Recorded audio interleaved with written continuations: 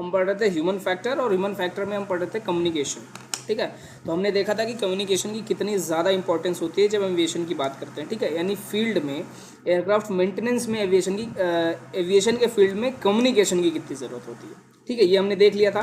और कल हमने पढ़ा था कि शिफ्ट हैंडओवर जो होता है, यानी जब एक ग्रुप ऑफ वर्कर्स जो होते हैं वो जब अपने शिफ्ट को ख़त्म करके, यानी अपने टास्क को, दिए हुए टास्क को कंप्लीट करने के बाद एक टाइम पीरियड होता है, उस टाइम पीरियड के बाद जब वो जाते हैं और कोई दूसरे लोग उनकी जगह पर काम करने आते हैं, उसे कहते हैं शिफ्ट हैंडओवर।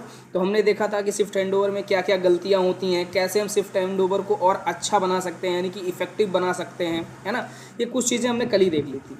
आज हमें देखना है कि आखिर जब हम इतना इंपॉर्टेंस दे रहे हैं शिफ्ट हैंडओवर को, तो आखिर ऐसी कोई वजह होनी चाहिए, यानी हमारे पास कुछ प्रूफ होना चाहिए। प्रूफ है हमारे पास। हम आज पहले एक केस स्टडी डिटेल में डिस्कस करेंगे कि आखिर केस स्टडी में ऐसा क्या हुआ था शिफ्ट हैंडओवर में, जिसकी वजह से हमें शिफ्ट हैंडओवर पर इतना ध्यान देना पड़ रहा है, ठीक है। और उसके बाद मतलब जो हम ये पढ़ लेंगे फिर हम आगे बढ़ेंगे, ठीक है। तो सबसे पहले हम एक्सीडेंट आपको बताते हैं। ये टास्क हैंडओवर से रिलेटेड एक एक्सीडेंट था। इस एक्सीडेंट की कहानी स्टार्ट होती है 1991 में, यानी 1991 में एक एयरक्राफ्ट था, वो था इम्बेरर 120, यानी इम्बेरर 120 एयरक्राफ्ट था, जो कि बहुत बड़ा एयरक्राफ्ट नहीं होता है, बट उसमें 18-20 लोग आराम से बैठते हैं, ठीक है। ये एयरक्राफ्ट जो है, ये अचानक से आपके वहाँ पे यूनाइटेड स्टेट्स में टेक्सास है, वहाँ पर एक ईगल लेक है ना, वहाँ पर ये क्रैश कर गया, जिसकी वजह से 14 से 15 लोगों की मौत हो गई, है ना, डेथ हो गई। 14 to 15 डेथ्स हुई। किसकी वजह से? इस क्रैश की वजह से, है ना। अभी जब क्रैश हुआ तो इसका इन्वेस्टिगेशन स्टार्ट किया गया कि आखिर ऐसी क्या प्रॉब्लम थी जिसकी वजह से ये क्रैश हुआ, ठीक है। तो ये पता चला कि इन्वेस्टिगेशन स्टार्ट हो गया कि कैसे क्रैश हुआ। इन्वेस्टिगेशन जब चालू हुआ तो सबसे पहली चीज़ ये पता चली कि ये जो एम्बरर 120 एयरक्राफ्ट था, इस एयरक्राफ्ट में एक दिन पहले, यानी जिस दिन ये एक्सीडेंट हुआ है उस एक्सीडेंट से एक दिन पहले, ये इस वाले एयरक्राफ्ट का जो लेफ़्ट और राइट हॉरिजॉन्टल स्टेबलाइज़र है, आप जानते होंगे ना हॉरिजॉन्टल स्टेबलाइज़र, जहाँ पर एलिवेटर्स लगे होते हैं जिसके आफ्ट सेक्शन में, उसको बोलते हैं हॉरिजॉन्टल स्टेबलाइज़र। तो उन हॉरिजॉन्टल स्टेबलाइज़र दोनों तरफ होते हैं ना, एक लेफ्ट और एक राइट, इम्पेनेज के, तो उन दोनों के डी आइसर बूट्स, यानी जो आइस जम जाते हैं ना, आइसिंग हो जाती है, उसको तोड़ने के लिए हम डी आइसर बूट्स का यूज़ करते हैं। उन डी आइसर बूट्स में रिपेयरिंग की गई थी, है ना, ये पता चला। तो ये हुआ कि आखिर उसमें भी कोई कमी हो सकती है या फिर कोई अन्य कमी होगी। तो पहले इस वाले को इन्वेस्टिगेट करना स्टार्ट हुआ कि आखिर क्या प्रॉब्लम हुई होगी, ठीक है। तो ये पता चला कि एक दिन पहले, यानी जिस दिन क्रैश हुआ उसके 2 दिन पहले की अब बात हो गई, ठीक है। 2 दिन पहले क्रैश होने के इवनिंग में, यानी लगभग शाम का वक्त था, उस टाइम पर ये डी-आइसर बूट्स बदलने का, यानी रिप्लेसमेंट का काम स्टार्ट किया गया इवनिंग शिफ्ट के द्वारा, है ना। यानी उस टाइम पर जो लोग काम कर रहे थे वो इवनिंग शिफ्ट में काम कर रहे थे, और ये माना गया था ऐसा सोचा गया था कि जो मिडनाइट शिफ्ट होगा, यानी जो इवनिंग शिफ्ट के बाद दूसरा बैच आएगा, उस बैच के आते आते ये हमारा डी-आइसर बूट्स का जो रिप्लेसमेंट है वो कंप्लीट हो जाएगा, ठीक है। ऐसा माना गया था कि ऐसा हो जाना चाहिए, ठीक है। लेकिन हुआ क्या कि एयरक्राफ्ट को हैंगर में लाने में लेट हो गया, और तकरीबन रात के 9:30 बजे, है ना। तो 9:30 बजे एयरक्राफ्ट जो है वो हैंगर में आया।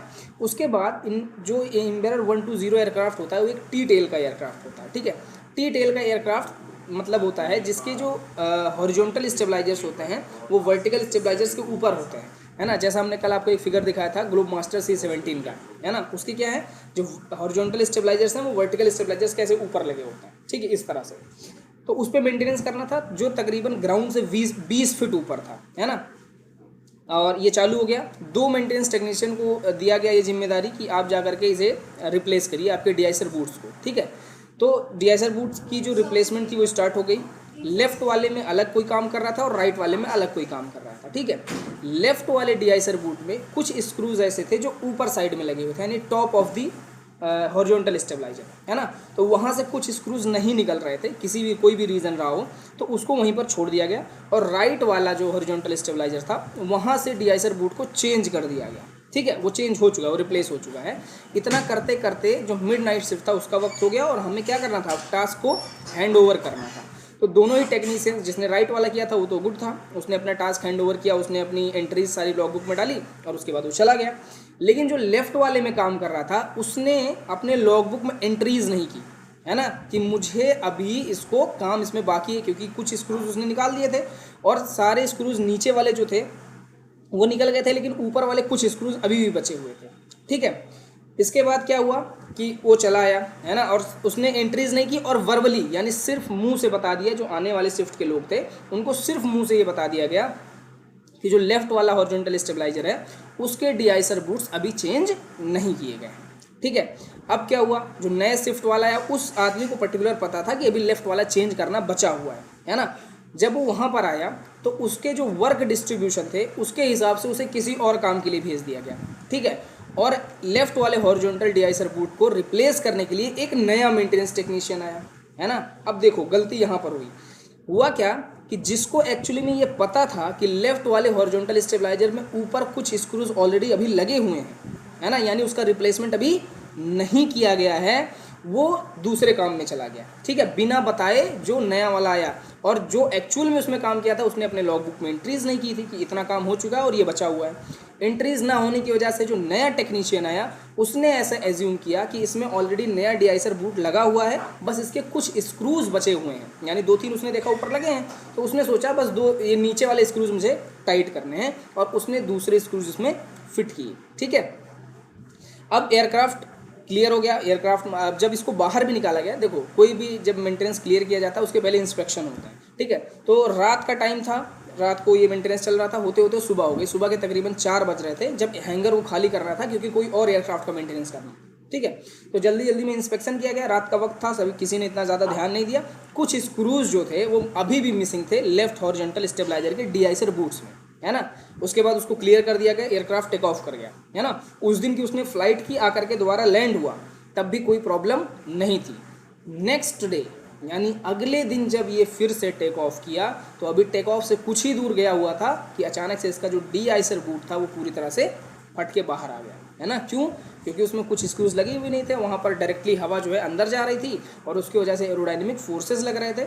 वो एरोडायनेमिक फोर्सेस ने क्या किया, डिआइसर बूट को फाड़ दिया, और जैसे ही वो फटा आपके पूरे हॉरिजॉन्टल स्टेबलाइजर का जो लिफ्ट था वो डिसबैलेंस हो गया, और उसके डिसबैलेंस होने की वजह से जब तक पायलट इस बात को जानता और एयरक्राफ्ट को रीस्टोर करता वो सीधे ज़मीन पर, है ना। और इससे 14 से 15 मौतें हुई। ठीक है, तो आपको समझ में आया कि अगर मैं बार बार आपको कल बोल रहा था कि इफेक्टिव शिफ्ट हैंडओवर का मतलब होता है कि आप फेस टू फेस हैंडओवर करिए, दूसरी बात आप सारे लॉग्स की एंट्रीज करिए, है ना, ताकि रिडंडेंसी बनी रहे। अगर आपके मुंह से बोलने में कोई गलती हो जाए तो लिखने से समझ में आ जाए, अगर लिखने में कोई गलती हो तो आपको मुंह से समझ में आ जाए। ठीक है, रिडंडेंसी यानी कि बैकअप सिस्टम आपके पास हो, है ना, तो एक बैकअप लैंग्वेज हो जाता है आपके पास, है ना। तो आप देख रहे हैं सिर्फ लॉग बुक में एंट्री ना होने की वजह से, हालांकि उसने मुंह से बताया था, है ना, कि मैंने इसमें अभी पूरा मेंटेनेंस कंप्लीट नहीं किया है, लेकिन चूंकि उसका जो शिफ्ट के बाद जो लोग आए हैं उनको हटा करके दूसरे लोग को वहाँ पर लगा दिया गया जिनको ये बात नहीं पता थी, है ना। तो इसकी वजह से ये क्या हुआ, ये तो छोटा एयरक्राफ्ट था, मान लो ऐसा बड़ा एयरक्राफ्ट होता थोड़ा तो हो सकता था जहाँ पर 14 मौतें हुई हैं वहाँ 114 हो सकते थे, 214 हो सकते थे, 314 हो सकते थे। ठीक है, तो एक छोटी सी गलती जहाँ पर सिर्फ एक लॉक की एंट्री मेंटेन नहीं की गई है शिफ्ट हैंडओवर के टाइम पर, वहाँ पर देखो कितना बड़ा एक्सीडेंट हो गया, है ना। तो पहले दिन तो इंसिडेंट होते होते रह गया, बच गया, लेकिन फिर भी उस पर ध्यान नहीं दिया गया, तो अगले दिन क्या हुआ, ये कैजुअलिटीज़ हो गई। ठीक है, तो ये इंपॉर्टेंस है शिफ्ट हैंडओवर की, इसीलिए मैं आपको बार बार कह रहा हूँ और आपको ह्यूमन फैक्टर जैसा सब्जेक्ट पढ़ाया जा रहा है, ताकि आप ये चीज़ जानते रहो कि आपकी एक छोटी सी गलती से कितना बड़ा एक्सीडेंट हो सकता है ना। तो इन बातों का ध्यान रखो। ठीक है, अब देखो जब ये एक्सीडेंट वगैरह हो गया, ये तो आपका केस स्टडी हो गई। इसके बाद, इस एक्सीडेंट के बाद नासा जो है उसने कुछ रिसर्च किया, ठीक है, और उसने बताया कि 4 टाइप का शिफ्ट हैंडओवर होता है, चाहे सही गलत सब मिला करके 4 टाइप का शिफ्ट हैंडओवर हो सकता है। ठीक है, पहला उसने कहा ideal shift handover. Ideal shift handover का मतलब जो बिल्कुल सही हो, यानी कि पहले काम, जैसे शिफ्ट के पहले कोई टास्क था एक जिसको कंप्लीट करना था, उस पर मान लो 2 लोगों ने मिलकर के काम किया, यानी 2 ग्रुप ऑफ पीपल्स ने उस पर काम किया। पहले वाले ने भी एकदम सही तरीके से काम किया, अपनी लॉग्स मेंटेन की, अच्छे से शिफ्ट हैंडओवर किया। उसके बाद जो लोग आए उन्होंने भी अपना अच्छे से काम किया और शिफ्ट हैंडओवर किया। ठीक है, तो इसे बोलते हैं आइडियल शिफ्ट हैंडओवर। इसमें किसी भी तरह की गलती की कोई चांस नहीं होते। ठीक है, इसे बेस्ट माना जाता है एविएशन। ठीक है, जो दूसरा है उसे बोलते हैं एरर रिकवरी। एरर रिकवरी का मतलब error recovery shift hand over, ठीक है। तो error recovery shift hand over का मतलब होता है कि जो पहले काम कर रहे थे यानी फर्स्ट शिफ्ट के जो लोग थे, जो किसी कंपोनेंट पर काम कर रहे थे, उन्होंने कोई गलती की, लेकिन उसके बाद जो सेकेंड शिफ्ट के लोग आए उन्होंने उस गलती को पहचाना और सही किया, ठीक है। तो ये आइडियल बिल्कुल भी नहीं माना जाता है, क्योंकि ये भी तो हो सकता है कि सेकंड शिफ्ट वालों को ना दिखता तो वो फिर एक्सीडेंट कॉज कर सकता था, इसलिए इसे आइडियल बिल्कुल भी नहीं माना जाता है। हालांकि इनका यूज़ ज़रूर किया जाता है कि जो भी सेकंड शिफ्ट में आते हैं वो फर्स्ट शिफ्ट के काम को बिना इंस्पेक्ट किए अगला काम स्टार्ट नहीं करते हैं, ठीक है, लेकिन ये आइडियल बिल्कुल भी नहीं है। तीसरा होता है प्रॉब्लम स्टार्ट हैंड ओवर, है ना, यानी कि पहले शिफ्ट वाले जो काम कर रहे थे उन्होंने बिल्कुल सही काम किया था, बिल्कुल अच्छे से हैंड ओवर किया, सारे लॉग्स मेंटेन किए, लेकिन जो सेकंड शिफ्ट में लोग आए उनने कोई गलती की, ठीक है। तो ये 3 टाइप का हो गया। पहला क्या, बिल्कुल आइडियल, यानी पहले शिफ्ट वालों ने भी बहुत अच्छे तरीके से काम किया और सेकंड शिफ्ट वालों ने भी, ठीक है, तो इसमें गलती के कोई चांस नहीं है। दूसरा क्या है, एरर रिकवरी, जिसमें पहले तो गलत हुआ था लेकिन सेकंड शिफ्ट वालों ने उसे रिकवर किया, सही किया। तीसरा था प्रॉब्लम स्टार्ट हैंड ओवर, यानी अभी तक बिल्कुल सही था, यहाँ से प्रॉब्लम स्टार्ट हो रही है, यानी कि अभी तक के जितने शिफ्टों में काम हुआ है कंपोनेंट में बिल्कुल परफेक्ट हुआ है, सारे लॉग्स मेंटेन हुए हैं, अच्छे से हैंड ओवर किया गया है, लेकिन अब जो लोग आए हैं वो गलतियाँ स्टार्ट कर रहे हैं, ठीक है। और एट लास्ट जो चौथे टाइप का हैंड ओवर होता है उसे बोलते हैं प्रॉब्लम स्टार्ट, ठीक है।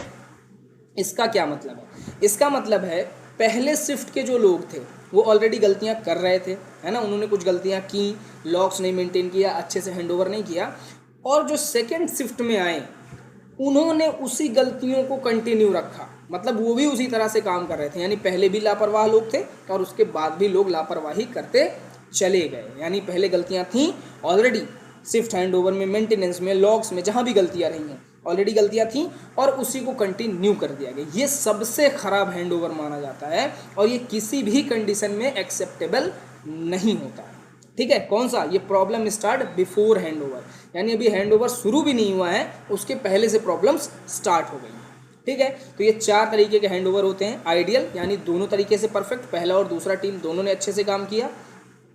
एरर रिकवरी, पहले ने अच्छा काम नहीं किया था लेकिन सेकंड वाले ने उसको संभाल लिया। तीसरा क्या है, प्रॉब्लम स्टार्ट हैंडओवर, यानी कि पहले तो गलत था, पहले बिल्कुल सही था लेकिन जब नेक्स्ट शिफ्ट आया वहाँ से गलतियाँ स्टार्ट हुई।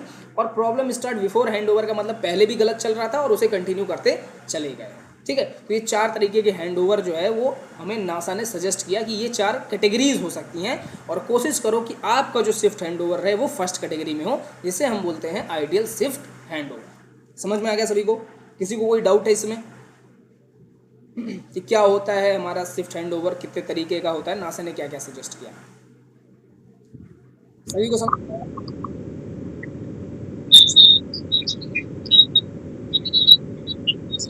उपेंद्र,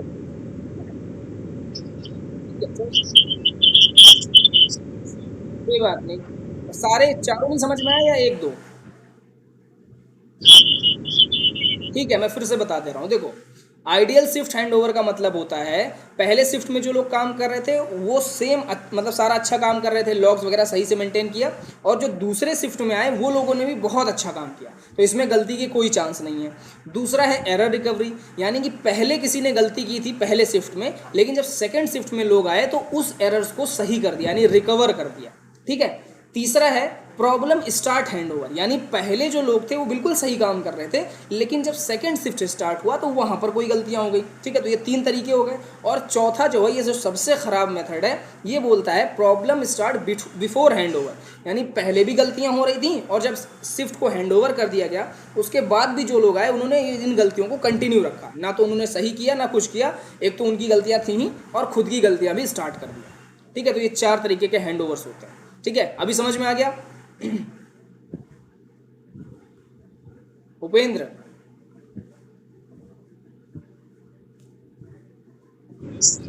ओके, ठीक है। तो ये हैंडओवर्स की बात हो गई। अब देखो वर्क की लॉगिंग, जैसे मैंने बताया ना, एक छोटा सा लॉग ना बनाने के कारण कितनी बड़ी गलतियां हुई। तो अब हम देखेंगे वर्क लॉगिंग एंड रिकॉर्डिंग, यानी जो भी आप काम करते हो उसे लिखना लॉगिंग है और उसको मेंटेन रखना, उसे बचा करके रखना रिकॉर्डिंग होता है, ठीक है। अब देखो, सबसे पहली बात तो ये जानो कि लॉगिंग एंड रिकॉर्डिंग ये किसी भी एयरक्राफ्ट मेंटेनेंस टेक्नीशियन या फिर इंजीनियर के लाइफ का एक इम्पॉर्टेंट हिस्सा है, यानी आप इससे बच के नहीं जा सकते, इसे आपको फॉलो करना ही पड़ेगा। ठीक है, क्या फॉलो करना पड़ेगा? Work logging and recording. ठीक है। अब देखो, टास्क कार्ड बनाए जाते हैं। ठीक है, तो टास्क कार्ड क्या होता है, मैं आपको एक फिगर शेयर कर रहा हूँ, इसको आप सब लोग ध्यान से देखो फिर समझ में आएगा।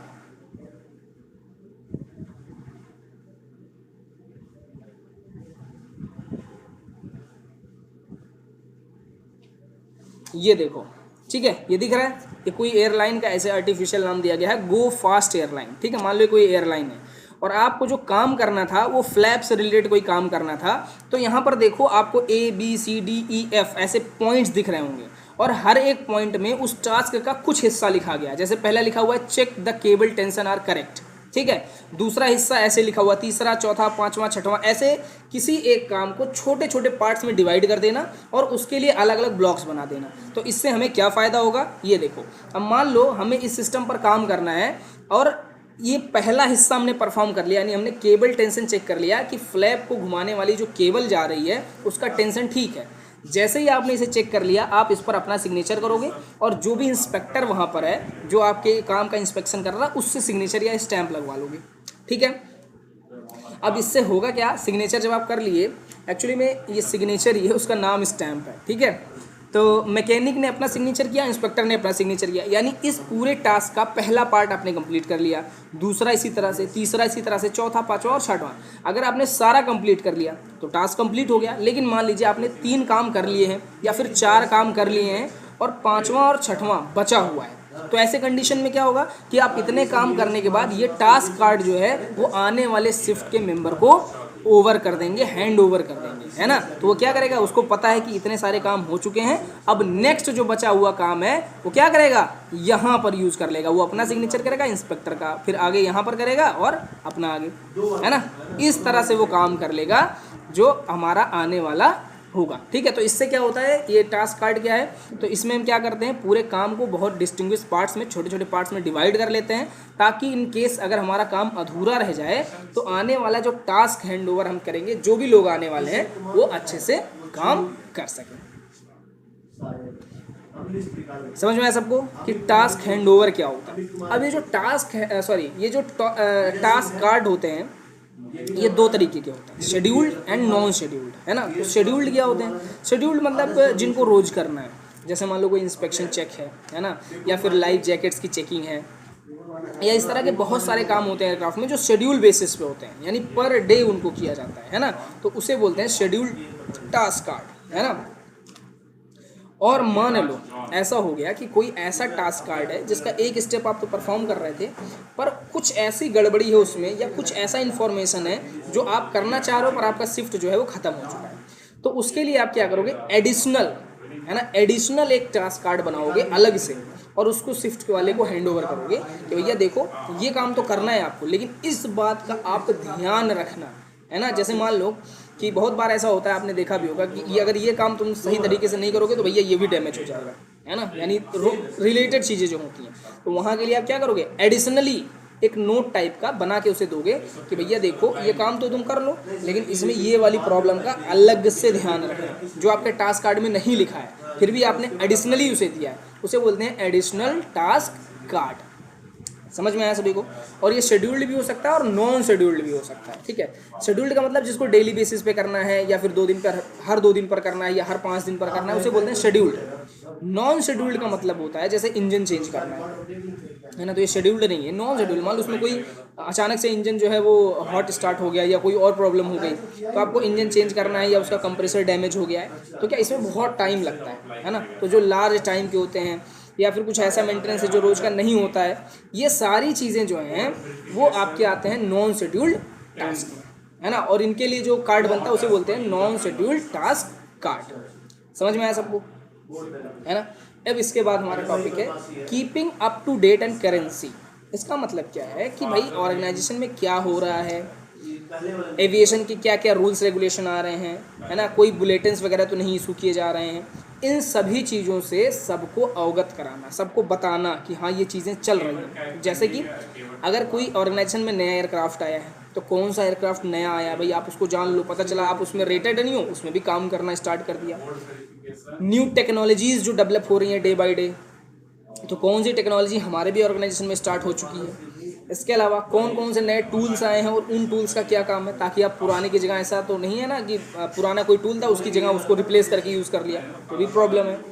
इसके अलावा कोई मॉडिफिकेशन तो नहीं ना हो रहा है, जिस एयरक्राफ्ट पे आप काम कर रहे हो ऑलरेडी, ऐसा तो नहीं इसमें कोई पार्ट मॉडिफाई किया गया और आपको लग रहा है कि ये गलत है।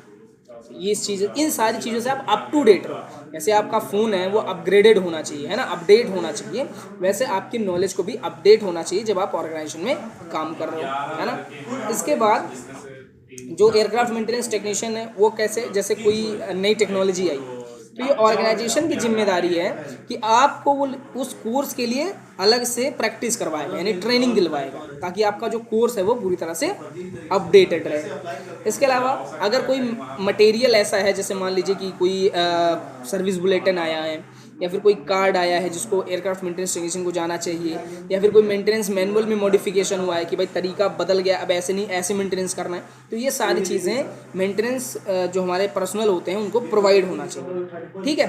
और टाइम टू टाइम हमें, यानी जो एयरक्राफ्ट मेंटेनेंस टेक्नीशियंस हैं उन्हें मेंटेनेंस मैनुअल ज़रूर पढ़ना चाहिए, है ना। इससे क्या फ़ायदा होगा, इससे अगर कोई मॉडिफिकेशन है, कोई अपडेट है, इन सारी चीज़ों के बारे में जानकारी मिलती रहेगी, ठीक है। समझ में आया सभी को? किसी कोई प्रॉब्लम इसमें? वो कॉलेज का नाम ब्लैकलिस्ट पे डाला है। चल, क्या हो गया?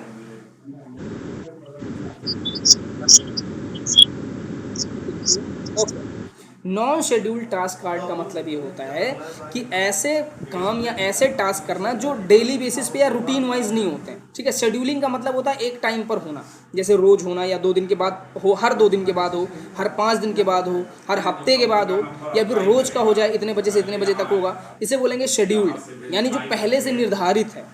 नॉन शेड्यूल्ड का मतलब उसका कोई लिमिट नहीं है, जैसे इंजन का ओवरऑलिंग करना है ना, तो इंजन की ओवरऑलिंग कितना टाइम लगता है, 10 दिन, 12 दिन, 15 दिन, महीने भर लग सकता है ना, तो ये नॉन शेड्यूल्ड है। या फिर कोई ऐसा ऑर्गेनाइजेशन है जहाँ पर एयरक्राफ्ट रोज़ या हफ्ते में सिर्फ एक बार आती है, आती भी है नहीं आती, कोई वो नहीं है, तो वहाँ पर जो मेंटेनेंस वगैरह होता है वो नॉन शेड्यूल्ड है ना, तो उसे बोलते हैं नॉन शेड्यूल्ड मेंटेनेंस के लिए नॉन शेड्यूल्ड टास्क, और शेड्यूल्ड मेंटेनेंस के लिए शेड्यूल्ड टास्क, ठीक है। समझ में आ गया?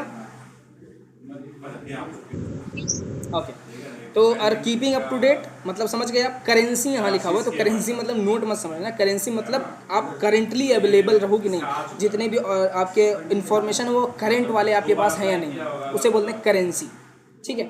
जैसे करेंसी आपने नोटों में भी सुना होगा, जो नई नई नोट होती है उसे बोलते हैं करेंसी, है ना, तो करेंसी मतलब बिल्कुल न्यू नोट जो होती है उसे बोलते हैं, ठीक है।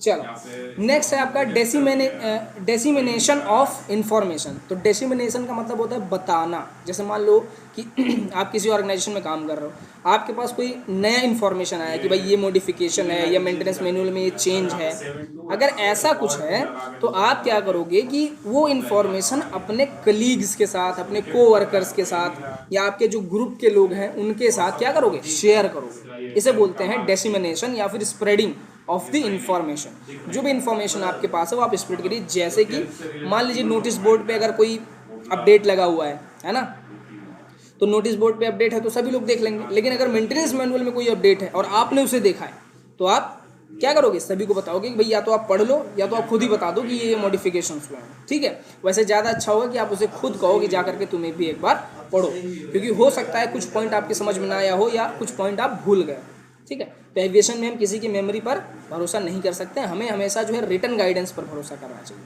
ठीक है। फिर जैसे कोई इंपॉर्टेंट फैक्टर है आप उन्हें बता दीजिए, या प्री फ्लाइट जो ब्रीफिंग्स हैं, जैसे मेंटेनेंस से पहले ब्रीफिंग वगैरह, ये सारी चीज़ें उन्हें बताइए।